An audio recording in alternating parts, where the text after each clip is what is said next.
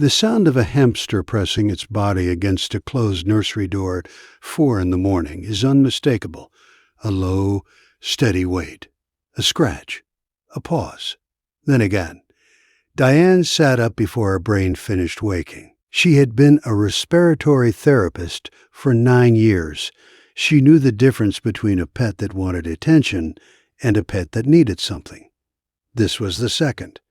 She crossed the hall barefoot. The hallway nightlight made everything look softer than it was. The hamster was in front of Lucas's door. Not pacing, not whining, just standing there, head low, weight forward, eyes fixed on the wood. "Move," she whispered. The animal did not move.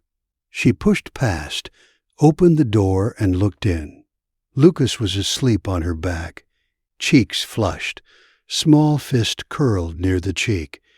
The room smelled the way a child's room smells at 4 a.m. Nothing wrong, nothing she could name. She turned back to the hallway. The hamster was still standing there, watching her now instead of the door. She closed the door gently and went back to bed. By Tuesday, it had happened 3 more times. By Thursday, Tom was awake too. "It pushed me," he said over coffee. "I went in to check on her at 1. The hamster pushed against my legs. Hard. I almost fell." He laughed, but it was the wrong kind of laugh. The laugh of a man who had not yet decided what story he was going to tell himself about what was happening in his house. Diane did not laugh. She had been thinking about it for 4 days. "It's possessive," she said. "I've seen this before with families. The animal forms an attachment to the child and starts to read normal caregiving as a threat.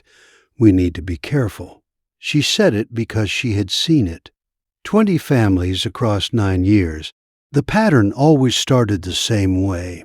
The animal positioning itself between the parent and the child. The animal refusing to move. The animal escalating until somebody got bitten or somebody got hurt. She knew what came next. On Friday, she called the rescue she had used for 2 previous families.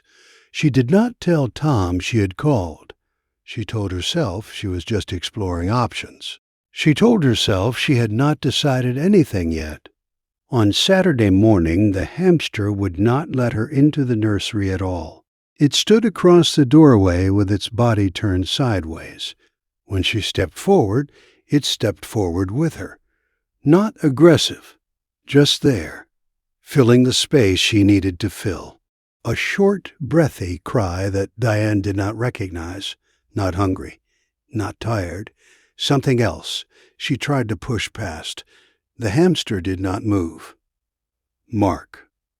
Her voice came out of here. Now. He did. He carried it down the hall and put it in the laundry room and shut the door. The animal did not fight him.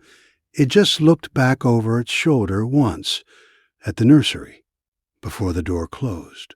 Diane went into the room. Lucas was on her side. Her lips were a color Diane had only seen at work, a color she had not been ready to see at home. Her chest was rising too slowly. The fingertips were dusky. What followed took 11 minutes that felt like 4 hours. The 911 call. The voice on the phone telling her exactly which way to position the child. The lights of the ambulance turning the bedroom blue and red and blue and red. The IV, the oxygen mask, the size of Lucas's whole face. In the hospital, hours later, the endocrinologist who finally had the answer sat down across from her with a chart in his hand. It was a slow carbon monoxide leak from the cracked furnace heat exchanger, he said. Another 9 minutes, and we would be having a very different conversation. Diane did not cry yet. That came later. She just nodded the way you nod when you do not yet know what to do with what you have just been told. Was she symptomatic before this morning?